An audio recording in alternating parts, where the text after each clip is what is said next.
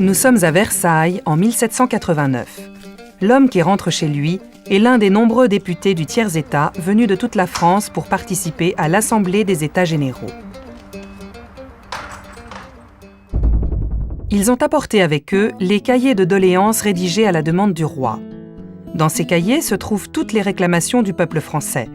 Plus de liberté, plus d'égalité, des impôts mieux répartis et une grande volonté de participer aux plus hautes responsabilités. Le 5 mai 1789 s'ouvre à Versailles la séance royale réunissant les États généraux. L'Assemblée rassemble les trois ordres, les députés de la noblesse, du clergé et du tiers-État. Ces derniers sont plus nombreux car ils représentent 9 Français sur 10. Qu'attendent les représentants du peuple de cette réunion extraordinaire? D'abord, les députés du tiers-État espèrent un vote par tête, c'est-à-dire un député égale une voix, et non un vote par ordre.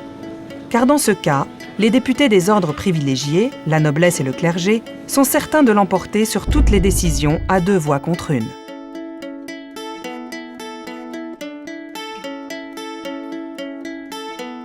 Cependant, lorsque la séance se termine, la déception est grande parmi les députés du tiers-État, car le roi, dans son discours, n'a fait aucune allusion au vote par tête. Or, si la plupart des députés sont fidèles à la monarchie, tous demandent une modernisation du régime et plus de droits. À leur grand regret, ils ne sont pas écoutés par le roi. Mais en cette année 1789, tous ont conscience de la mission qui leur a été confiée par le peuple. Leur abondante correspondance en témoigne largement. Ainsi, cette journée du 5 mai 1789 va provoquer 4 événements majeurs et donner naissance à la Révolution française.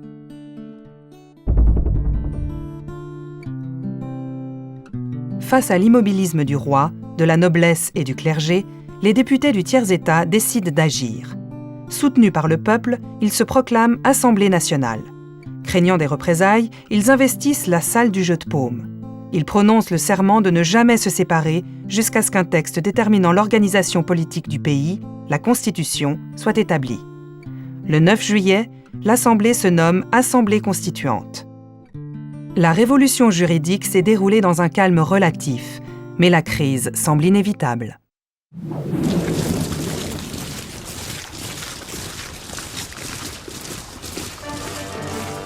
À Paris, la colère gronde. Le peuple craint une intervention de l'armée royale.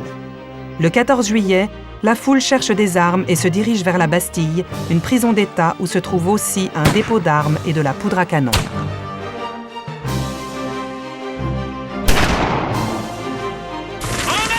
Galvanisés, les émeutiers remportent la bataille. C'est la victoire. Le peuple est désormais en armes et constitue un nouveau pouvoir.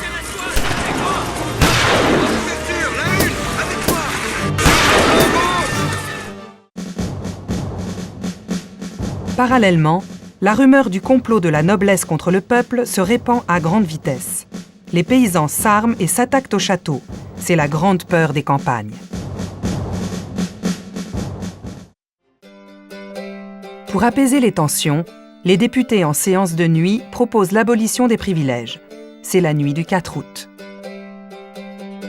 Le 26 août, la Déclaration des droits de l'homme et du citoyen est proclamée et offre de nouveaux principes pour l'avenir, parmi lesquels la souveraineté du peuple et de la nation et l'égalité devant la loi.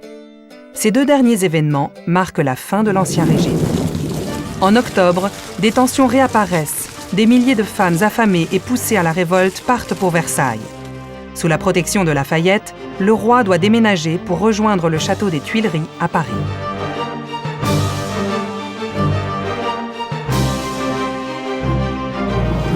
Désormais, le roi et l'Assemblée sont sous la surveillance du peuple.